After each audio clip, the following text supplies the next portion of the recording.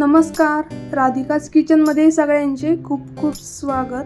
तर आजच्या रेसिपीमध्ये मी स्पेशली लहान मुलांना आवडणारा चीज पॉकेट पराठा बनवणार आहे. तर चला मग रेसिपीला लगेच सुरुवात करते. त्यासाठी एका मोठ्या बाउलमध्ये 1 कप गव्हाचं पीठ घेतलं. त्यानंतर अर्धा कप मैदा घ्यायचा आणि थोडंसं चवीनुसार मीठ टाकायचं. अगोदर हे पीठ एकत्र मिक्स करून घेऊया आणि नंतर त्यामध्ये पाणी टाकून हे छान भिजवून घेऊया. थोडं थोडं पाणी टाकूनच आपल्याला ही कणिक भिजवायची आहे. खूप सैल किंवा खूप जास्त घट्ट नाही भिजवायची.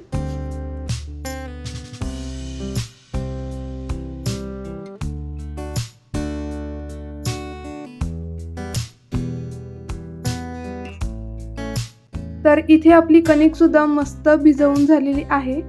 तर ही नरम राहण्यासाठी यावरती थोडासा तेलाचा हात लावूया.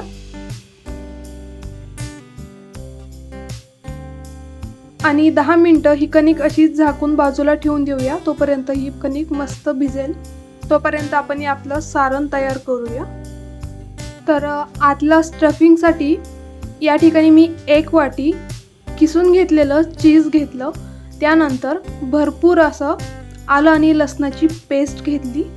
यामध्ये आलं आणि लसणाची पेस्ट जास्त वापरायची आहे. त्यानंतर 2 हिरव्या मिरच्या अशा बारीक कट करून यामध्ये टाकायच्या आणि 1 टीस्पून लाल तिखट टाकायचं. थोडीशी हळद टाकायची आणि अर्धा चमचा ऑरिगॅनो टाकायचा. त्यानंतर चवीनुसार थोडंसं मीठ टाकायचं, जास्त नाही. आणि 1 चमचा आपलं साजूक तूप टाकायचं. त्यानंतर बारीक कट केलेली कोथिंबीर टाकायची.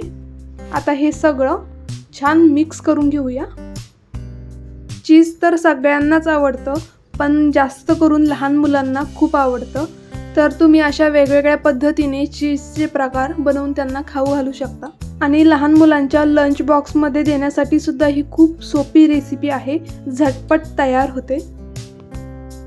तर हे स्टफिंग सुद्धा तयार झालेलं आहे. आता लगेच पराठा बनवायला सुरुवात करूया.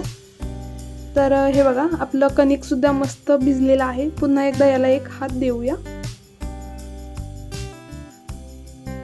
पराठे बनवायच्या अगोदर यातले मी असे छोटे छोटे गोळे तयार करून ठेवते, म्हणजे पराठे झटपट तयार होतील. तर अशा आकाराचे गोळे तयार करते.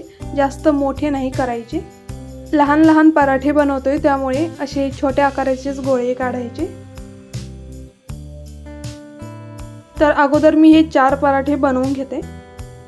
थोडंसं कोरडं पीठ लावून हा पराठा अगोदर पुरीसारखा लाटून घ्यायचा आहे आणि नंतर यामध्ये आपल्याला सारण भरायचं आहे.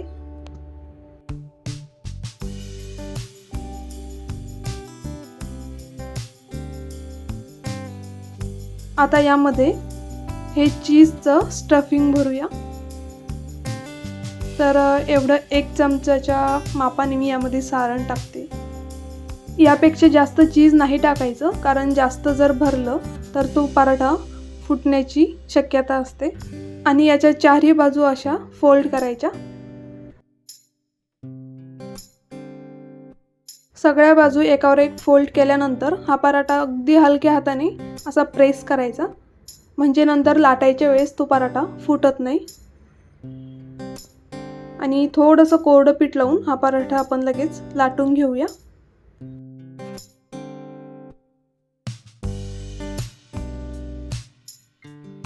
तर हा जो चौकोनी आकार आहे, या आकारामध्येच आपल्याला हा पराठा लाटायचा आहे आणि खूप जास्त नाही लाटायचा, थोडासा.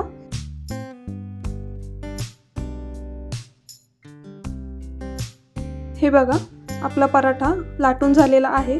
यापेक्षा जर जास्त लाटला तर हा पराठा फुटू शकतो, त्यामुळे एवढी साईज ठेवायची. आता हा पराठा आपण लगेच भाजून घेऊया. तर या ठिकाणी तवासुद्धा मस्त गरम झाला आहे. त्यावरती थोडंसं तूप लावून हा पराठा आपण भाजून घेऊया. आणि वरच्या बाजूनी सुद्धा भरपूर तूप लावून पराठा भाजायचा आहे.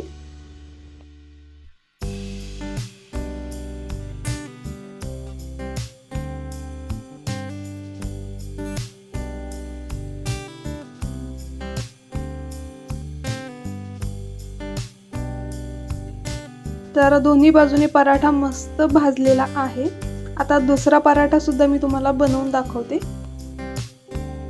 तर आधी बनवला तसाच एक छोटासा गोळा अगोदर लाटून घ्यायचा आहे आणि नंतर यामध्ये आपण स्टफिंग भरूया.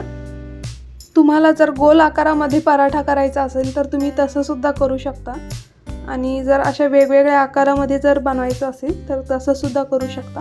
लहान मुलं जास्त आवडीने खातील त्यामुळे मी असा पॉकेटचा आकार दिलाय.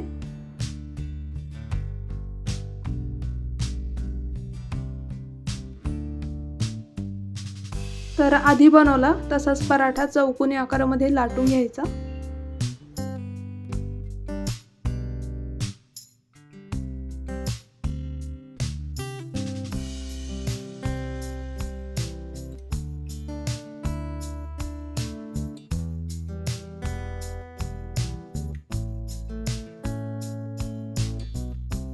तर या पद्धतीने मी या ठिकाणी काही पराठे तयार करून घेतलेले आहे. एक पराठा मी तुम्हाला फोडून दाखवते.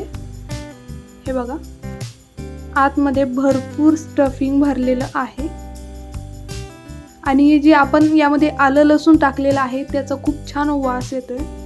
तर अशा पद्धतीने तुम्ही सुद्धा चीज पॉकेट पराठा नक्की बनवून बघा.